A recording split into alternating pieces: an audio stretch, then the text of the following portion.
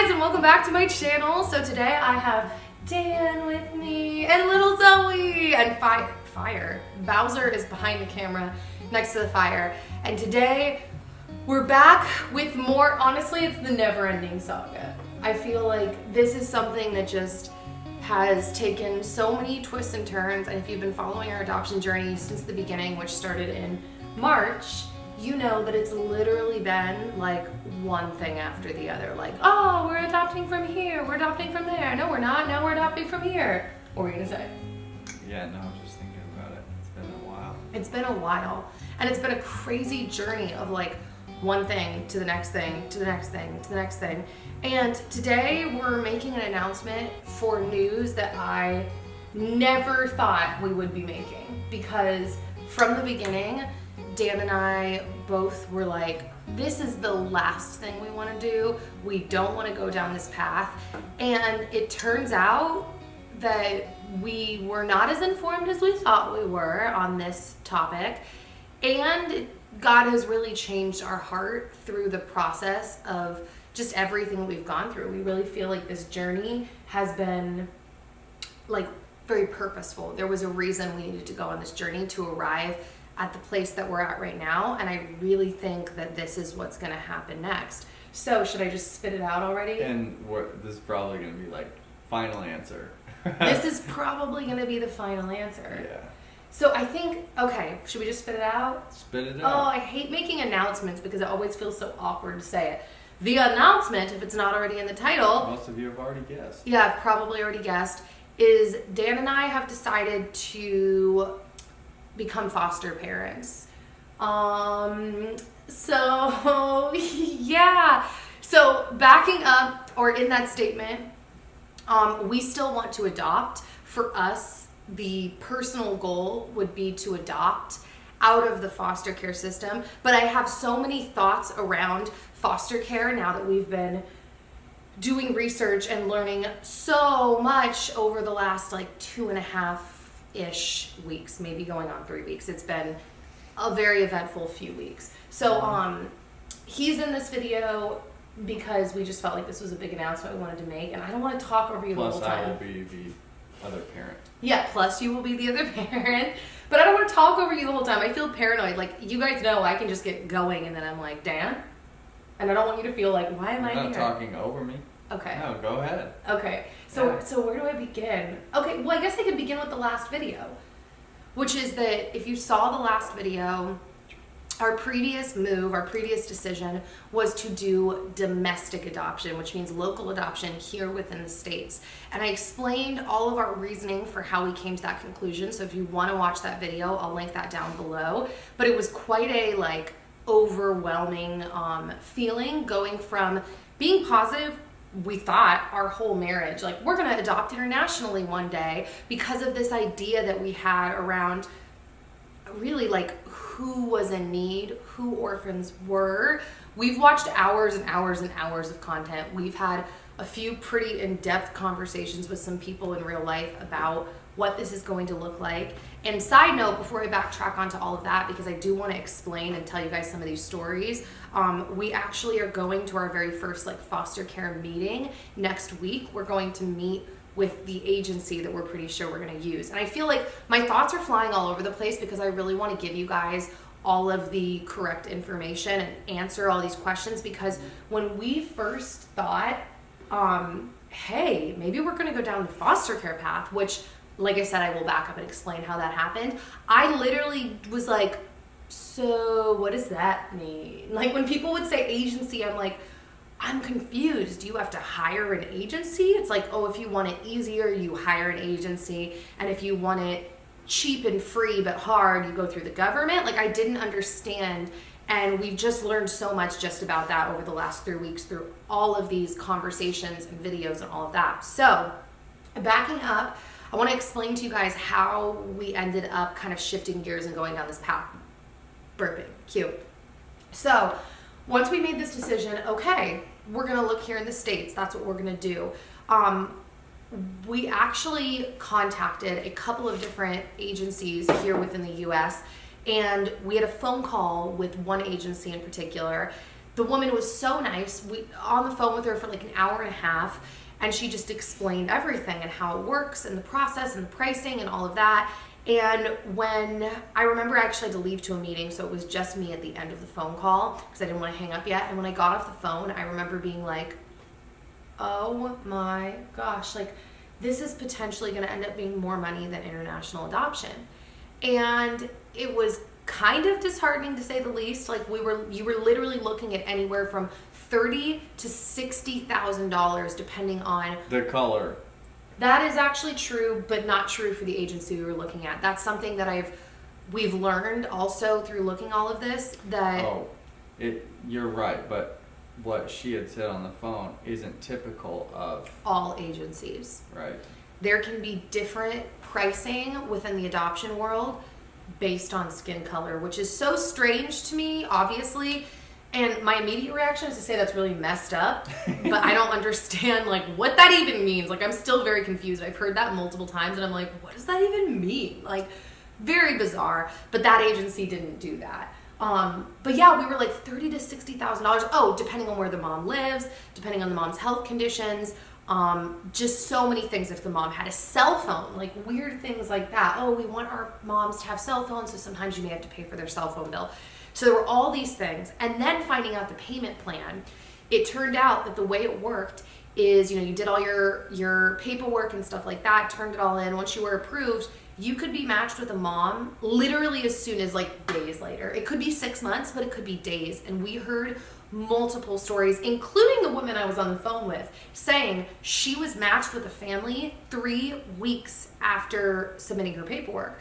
And what's crazy about that is when you are matched, that's when they go like ding, ding, ding, ding, ding, and they crunch the numbers and they go, okay, this is the total amount you're going to owe us. So they like know for some reason, and then you owe half now. Could be, so, $20,000. Yeah, so if you're looking at a $50,000 adoption, then they go, all right, $25,000. And what's crazy is not only could you be matched, so this is what happened to the woman on the phone. She was matched 3 weeks after, and they were like, okay, your baby's going to be born next week. Well, you owe the second half when the baby is born, when the mom signs the rights away. So you could be spending $30,000 to $60,000 within a week. And so apparently you can go to the bank and ask for a loan because you could say it's for a child for an adoption, and will they write that loan? Well, this woman apparently did some kind of like loan against her house or refinanced or did something like that. But yeah, you can get a loan. Yes. You can get cash from credit cards. There's all kinds of things you can do. And we, at this point, usher in. So then you end up paying way more with all that interest. Yeah. So at this point, usher in the freak out. We were like, oh crap, what are we going to do? And we really we were really rattled.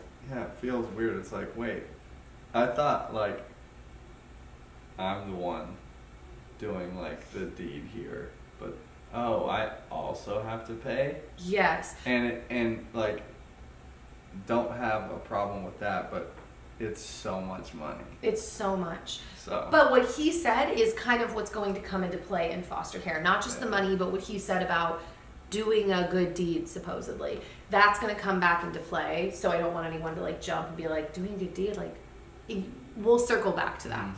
So we're freaking out. We're like, what are we going to do? We even considered, we're like, would it be weird to do a GoFundMe? Like, so many people have commented on our videos saying like, we would love to support you in any way that we can and be a part of this process.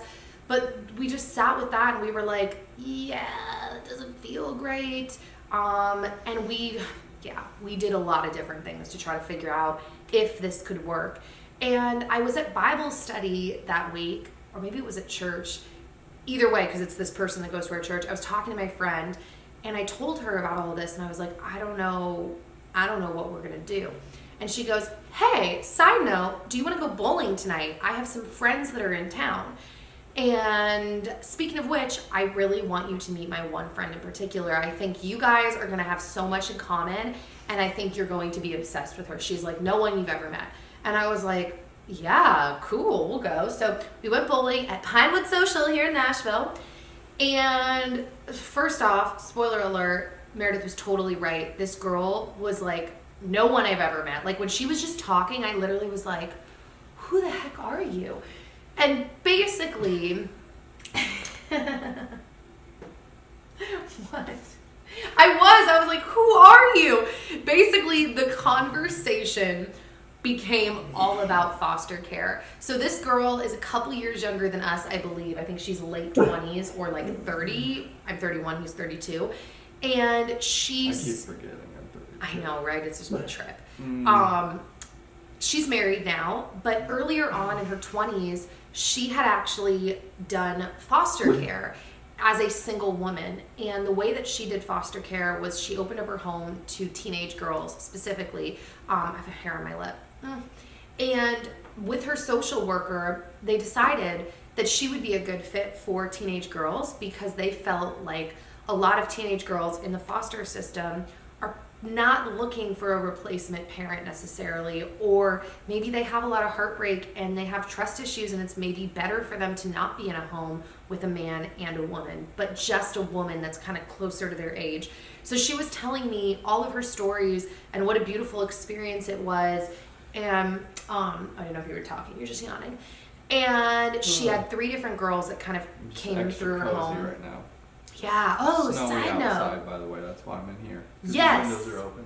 Side note. Okay. It's a little cozy in here. This blanket, this is my mom's blanket, if any of you were wondering. My mom has a blanket business called Don't Freak. It's faux, like faux fur. And they're actually doing a sale on their blankets right now for Christmas. They're the best blankets in the world. Obviously. And they're 10%. You can get 10% off if you use my code. So I'm going to have that information down in the info box if you want to check out her blankets. There couldn't be a better Christmas gift, and I'm not even just saying that. I think I'm wearing an extinct one right now too. Yeah, my favorites are her cream ones, like the cream colored. I like this one because Zoe kind of disappears in it. That's super cute. She matches. All right. But they're so soft, they're so cozy, they're the best gift for anything. Christmas, birthday, when someone's sad, when someone's happy, I buy them for everything. Okay, just wanted to get that out there. So, okay, so we're talking to this girl, and she's telling me she had 3 different teenage girls come through her home back when she was doing foster care. She's married now, and they haven't done foster care together yet, but they're embarking on that path now. And she was just really cool. We had a lot to talk about because her and her husband are really involved in anti-human trafficking stuff, and that was really interesting to find out. And just really, it was we'll call it like a divine appointment, like having this conversation and having her explain to me the way that foster care works and really making a mental shift. So to those of you that don't know the way that foster care works, I should probably explain that before I go forward. And keep in mind, like, I know nothing. I mean, I know a lot more than someone who's watching and like doesn't know anything because I've put in hours and hours of research over the last like 3 weeks, but that's like nothing. So I don't know anything. But the way that foster care works is if a child is in a situation in their home with their birth parents and it's not a good situation, so whether it's neglect is really the top thing. If the police get involved, or the police are called on people, or the social workers are, attention is brought on somebody that has kids under their care, whether like the living condition, there's poop all over the floor and trash, and there's obvious neglect, and there's no food in the house, and the kids wearing diapers that haven't been changed in 3 weeks. It's like, you're not taking care of this kid, so we gotta give them to someone so they can be taken care of. Yeah. Also, it happens at birth too. Yes. The United States we don't have orphanages like other countries. So the foster care system is our country's orphanage. Just pretty dispersed. much.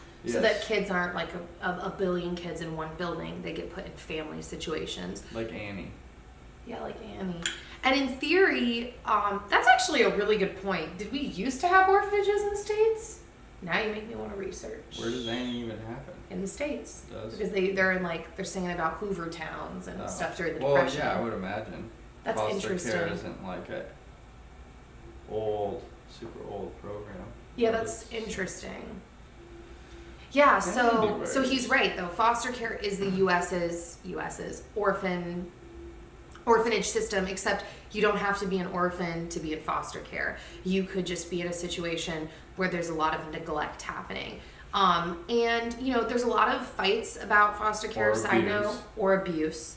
there's a lot of fights about foster care on the internet, but based on the people that I've talked to that are heavily involved in foster care stuff, they claim that, well, they don't say most of the time, they say all the time, based on what they've seen, that kids that are removed from their home situations needed to be removed from their home situations because of, like he said, either abuse. I mean, some of the stories that I've been hearing over the last 3 weeks while doing research are crazy, and I just got chills thinking about it. I'm actually going to link 4 different channels down below in the info box, because these 4 people are, I've watched a lot of random videos, documentaries, stuff like that, but these 4 people in particular, it's a mix of, one of them is a girl that grew up in the foster care system, and she's kind of technically like a beauty channel, but she does a lot of foster care stuff, talking about her experience growing up in foster care. One of them is a new foster care mom. One of them is someone who's been doing foster care for years and advocates and makes a lot of educational videos. And one of them is like a mid-level foster care mom. Like, she's been doing it for a few years, and she's actually not in the States, she's in Canada, but it's still interesting to find out what kind of situations she's dealing with, just like with human kids, like the conditions they're coming from.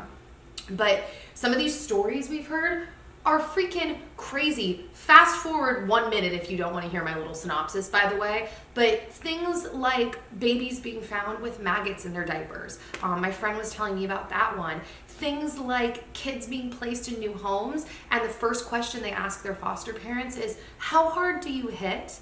And the foster parents like, what do you mean? And they're like, I just want to know how hard you hit so I can be ready to be hit.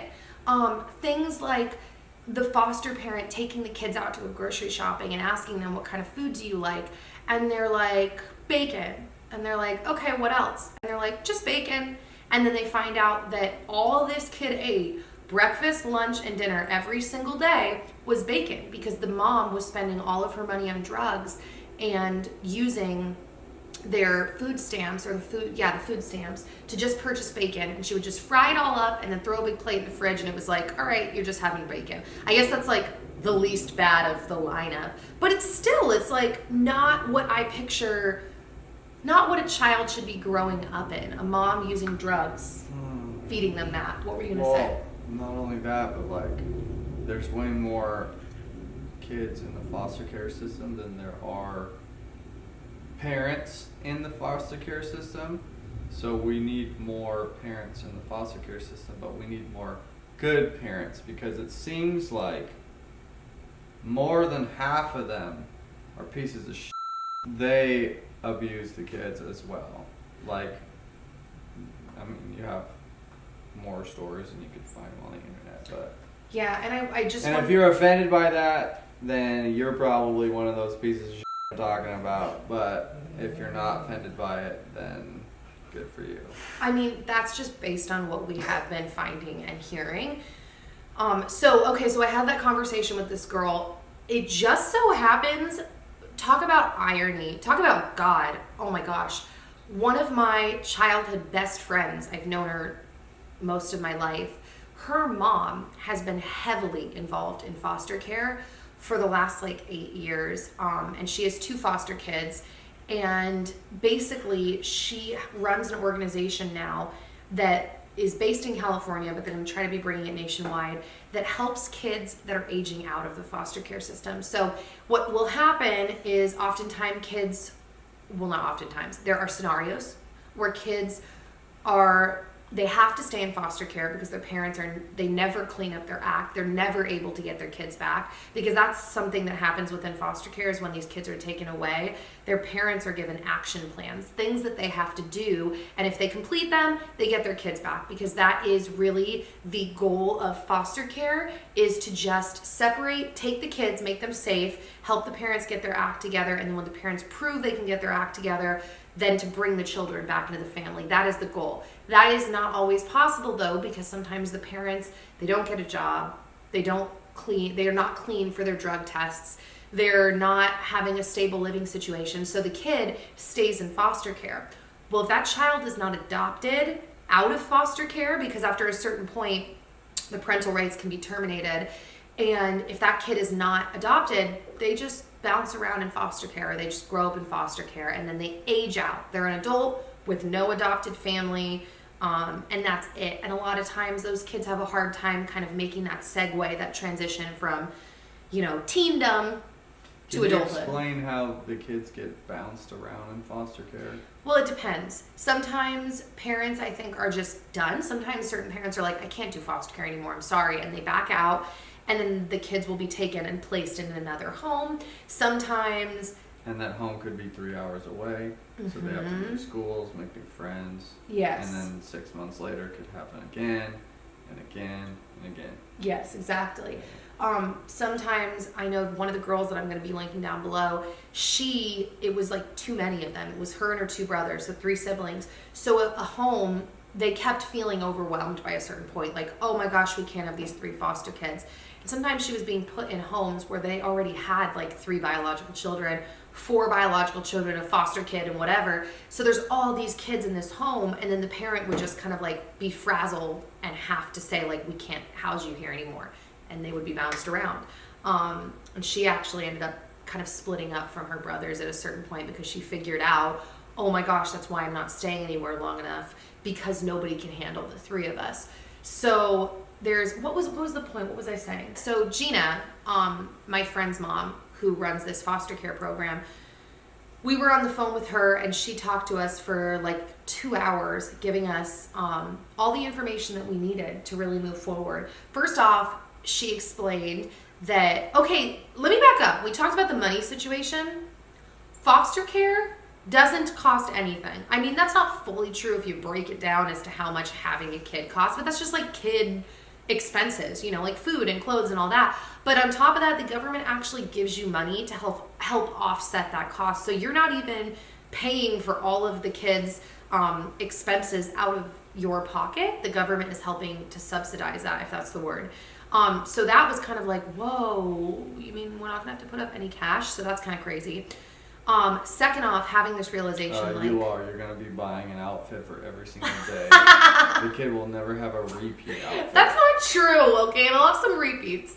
But, and then second off, having this realization, like, wow, there's this need here. And I thought that the only goal of foster care was parental reunification. So I was under the impression that even if you adopt the child, that the parent could turn around at any point and be like, well, now I want my kid back. And it's like, oh my gosh, this kid has been my kid for the last X amount of years. Now, that being said, 2 parts to that. One, that turns out to not be true. Once parental rights are terminated, they're terminated. And that should be the theme of all of these videos that we've learned, is that when parental rights are terminated, they're terminated. That's the first thing. Second thing is, we have had, especially me, this has been easier for him, but we'll say we, have had a serious mental shift in terms of what that means to take a child in. So our goal is we want to build our family. We want to adopt a child. And because, this is what Gina told us, a lot of kids will continue to bounce around, even if they go into foster care as babies. Sometimes they're not adopted. Sometimes people aren't looking to adopt. Sometimes they're just fostering for the money, as hard to fathom as that is. So she was telling us that by you being open to adopting, you could be preventing a child from growing up in the foster care system, just being bounced around and never having that permanent family. So, but like I said, we've had a shift in now realizing, now granted, I'm saying all this, watch, this is going to be potentially much harder to walk out than just say, but this is where my brain is at, is that I feel for these parents that... Here. Come here, Boss. It's his turn. So, I'll just keep talking. First off, I feel for these parents. And that's one thing I've realized with this whole like goal of reunification, is that it's not just like, oh, we're going to try to get these kids back with these crappy parents. It's like, I've started to have this mindset shift of like, wow, these parents, like, we not only want a kid to be brought back with their parents if that's what makes sense. And that's the big thing, is like, if that makes sense, then that's what we want for them. But also, if we can take care of a child and love that child and support that child in these developmental years, which I never mentioned this, but it looks like we're still going to try to get licensed and stick to that age range of like 0 to 2. I mean, unless God changes our hearts again, holy Toledo. But if we can do that in that time while their parents are kind of pulling their life back together, then that's really cool. They just need somebody to cuddle with. Oh, well, and to be honest, like, we're already really good at that. we are good cuddlers. And to be honest, what Gina said to me is like, that is Christ-like. Like, that's what God would call us to do, is to love a child, even if they're not ours, even if they're not going to stay with us. And so that would be heartbreaking. That's not what we want. We would really like to bring in a child that needs a family and adopt them and have them be a part of our family, our forever family.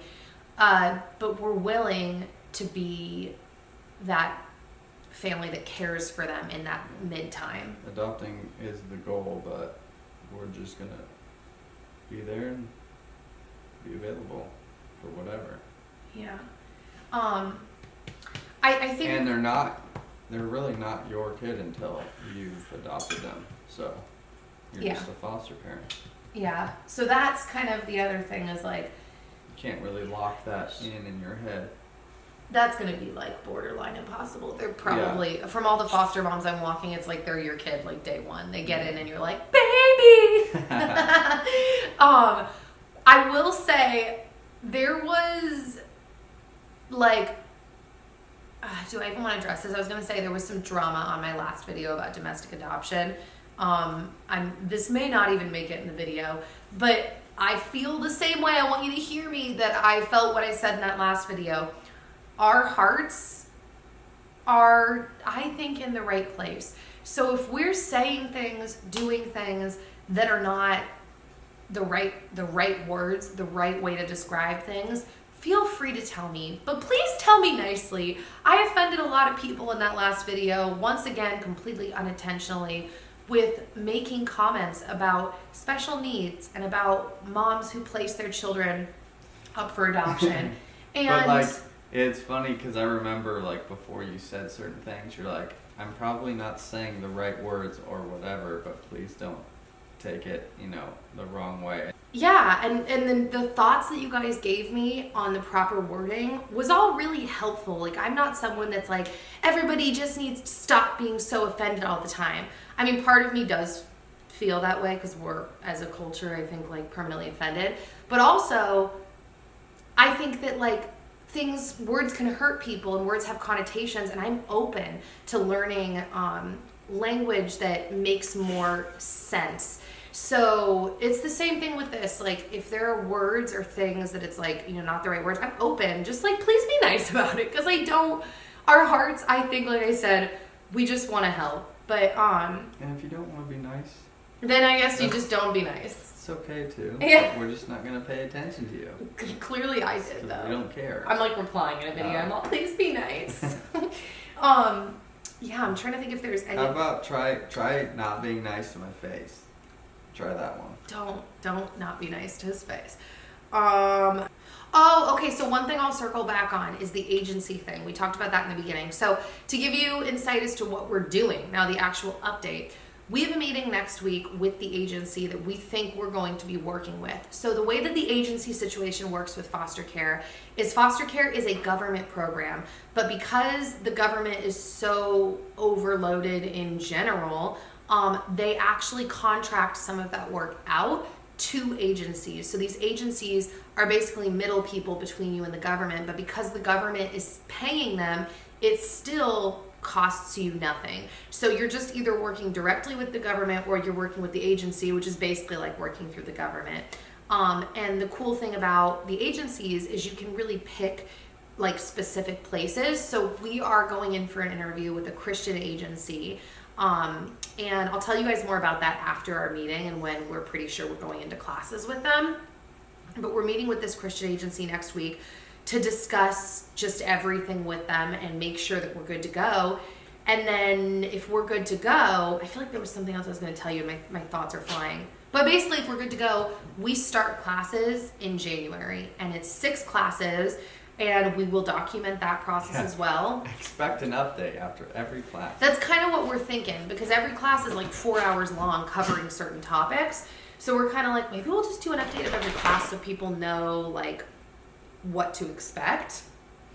There was something else. There are some differences state to state though. Oh my gosh. But we'll find out. Not even just state to state, county to county. So there are different rules within each state, but then you could be in one county and the next, and it could be totally different. So, yeah, this is going to be really interesting. So agencies, I'm trying to think. So we're going down this route with the agency. There was something else. Oh, that's what I was going to say about them being overloaded. Here's the deal, and this is sad, and I could go off on a whole freaking rant just on this topic. I won't. I'll try to keep it succinct. But the amount of children in foster care has risen by like 54% just since 2010. And they're pretty much attributing that, if that's the word, to the opioid epidemic here within the States.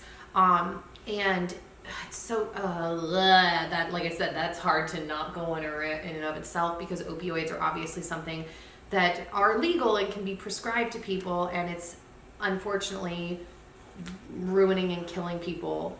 Yeah, I mean, and some people, I've been on opioids when I've had surgeries, and it's just unfortunate that some people, they get addicted, and the addictions are bad, and then babies are born with addictions, and what is happening is it's causing these parents to not only die sometimes, but also struggle with such severe addictions that they're neglecting their children. They're not even caring for them. And the babies, when they're born, they shake violently for like, what is it, a couple weeks? They're just like crazy. Their whole bodies. It's so sad. So, point being, so like in Tennessee alone, I believe if these numbers are current, there's around 8,000 kids in foster care, but there's only around 3,000 close to 4,000 foster parents. So there's a need for foster parents, and apparently just the amount of children that are in foster care, like I said, has just risen a ton in the last 8 years. I mean, that's a huge increase if that number was true, 54%. And I think that's a big reason why they have agencies. The government has agencies working with them, because they need help with this, the caseloads that they have. So I think that that's it. My brain is telling me that that's all we have to update. I feel like there's more that I could go on and on about, of the videos that I've watched, the stuff I learned from Gina, my friend's mom. But also at the same time, I don't want to make this 2 years long. And also, I think there are going to be a lot more videos coming. We haven't even filled out any paperwork yet. Yeah, no.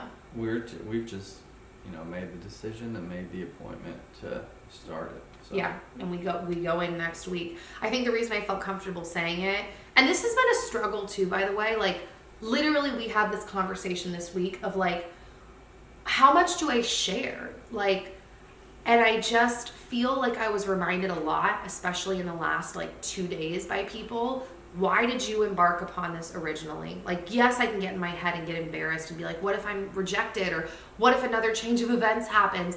But then I'm like, dude, my original thought was to lift the veil and show people the process and let them in and help people get thinking about this. So like, that's our intention. That's my intention. And so that's why I'm doing this. I want to share. And so it's a little bit nerve-wracking, but I think that it's important. And yeah, we will let you guys know the next step as we move forward and how it goes, and hopefully we're not rejected. So how long does the process take, do we think? Because the adoption internationally, that could have been like 2 to 4 years. This process. Well, as far as adopting, I mean, in theory, we may never get to adopt a kid out of foster care. That's probably not going to happen, because unfortunately, I think there are a lot of parents that get their rights terminated because of things like drug use and not being able to pull their lives together. I think that's going to be a thing. So there is no date for as far as adoption, but as far as having a child in our home, it could be as soon, honestly, as like April. Maybe even before that, to my knowledge, because we start classes, assuming this all keeps going 3 forward. months, right? To get certified? No, we start classes early January. We'd be done with classes end of February. It's 6 weeks of classes to my memory, and they're called PATH. I think it's called like Parents as Tender Healers or something like that. And it's all these things like CPR, and then just learning like what these kids are coming from, trauma, how to handle kids coming in. I don't even really know. That's what we're going to document. But assuming that all goes well, I think when you're done with the class, I think that's actually, you're right. I think that's when you go into home study, which is, I think, a little more of an ordeal than international home study is what I'm starting to gather online, but we'll find out. They just stand you or hand you a stack of paperwork. It's got a line in it, and then it tells you what to write on the line. But it's very easy. That's not true. You haven't done home study here. And I think it's all the same. I don't think that's true. We're going to find out. Grade school teaches you how to follow instructions. Let's wait. I don't think that's true. I think we're going to have far more interviews in this process. Oh, okay. I think they're going to I've never failed an interview either. Eye roll. I think we're going to do a lot of interviewing. I think it's going to be more paperwork. But he could be totally right. We'll see, and we'll keep you posted. But yeah, I'd probably say the earliest would be April. I really don't think there's anything else we need to cover in this video. I feel like I said I could just keep talking and talking and talking and talking, but we'll save it for another update. And specific questions or thoughts, whatever that you guys have, I can take into consideration for the next video as well. But I just wanted to let you guys know that that's where we're at now. And it's going to be interesting. It's going to be wild. And I can't believe where God has taken us. I really do feel like this is where God has led us, because our journey has been so strange and unique and so different from other people that we know that have adopted. I mean, every adoption story is unique and crazy and different, but it's just been very bizarre how difficult certain things have been and how many doors have been shut in certain ways. And I just am sitting here feeling like this is God, because how did we end up in the one place that we said at the beginning, we are not touching foster care?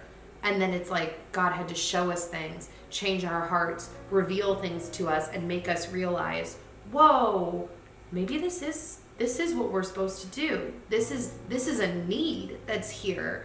This is, yeah, I was about to repeat myself. It's a need. So because we really just we weren't comfortable with the idea of like having someone come into our home and then also having the chance of them not staying there. But now it's like, that's not what really this is about. It's just about taking care of hopeless little kids that need to be taken care of. So. Yeah. I was about to say, I don't like the word hopeless, but that's probably a good word. Hey, a little 2-year-old, like if you just leave them alone, exactly, they're gonna die. Yeah, exactly. I'm gonna roll my oils on. I also saw you're getting a call for that meeting you gotta get on. So we're gonna bounce now. But we will see you guys soon. This is really what our lives have been kind of consumed with over the last few weeks. So, yeah, that's all. All right, say bye, Zoe. Say bye. Say bye. Are you freaking kidding me right now? Zoe. Oh my God, you're so cute. It's insane. I love you.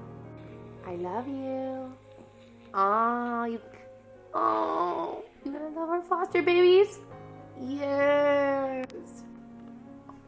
Look at that tiny mouth. I can't.